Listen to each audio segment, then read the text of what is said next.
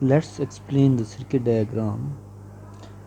Here is the circuit diagram of my project.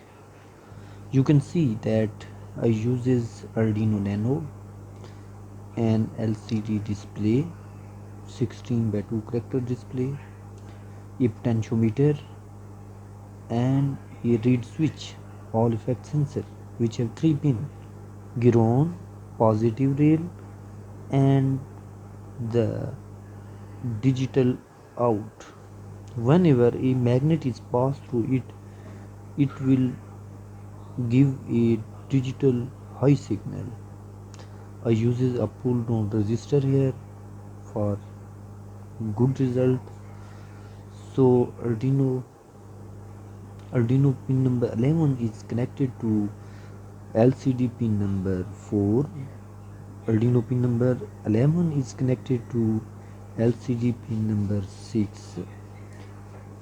LCD pin number 1 and 16 is connected to the ground rail, and LCD pin number 2 and 15 are connected to positive rail, and pin number 3 of LCD is connected to the middle pin of the potentiometer. Hence, similarly, pin number D4 is a data bus line. Pin number 11 of the LCD is connected to the pin number 6 of the Arduino.